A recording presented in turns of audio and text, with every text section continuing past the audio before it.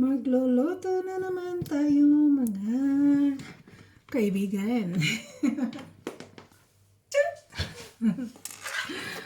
Ang ating lulutuin ay spaghetti sauce.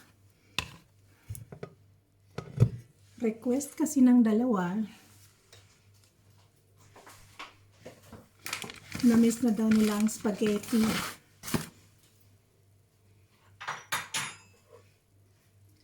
Kaya ang nanay, dali-dali na magluto ng spaghetti.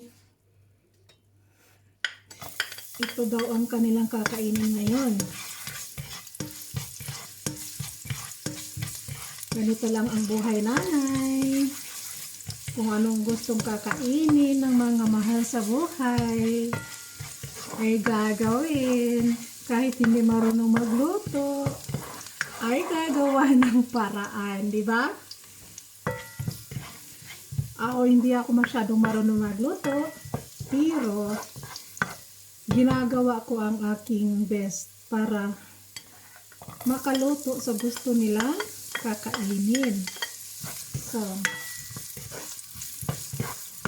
bawang sibuyas. Yan ang pansahog ko sa aking spaghetti kasi sa Pilipinas meron na tayong ready to made na spaghetti sauce.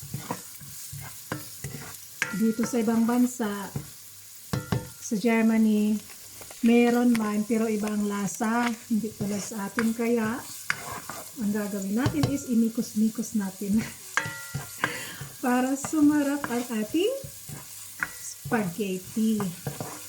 Diba? Basta nanay, marunong yan mag-trick. So, sibuyas pa lang yun. Ang bango-bango na. Lagay na natin yung ating giniling. So, diba, ang ating giniling, napaka-daming giniling. 300 grams yun, pero hindi ko siya inubos. Binawasan ko ng 300 grams. So, kalating kilo lang ginawa ko dito.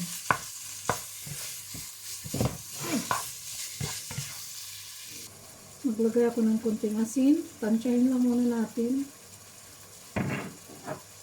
Tapos paminta.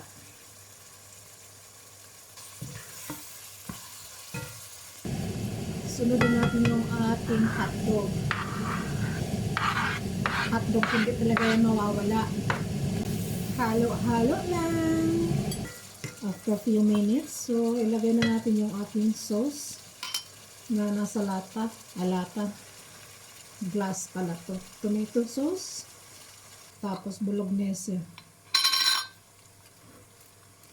Pag hinalo ko lang to siya para may lasa. Halo-haloin muna natin. Para mas lalong yummy, lagyan natin ng maraming cheese. Tapos na ang ating spaghetti, guys. Ang ating spaghetti sauce.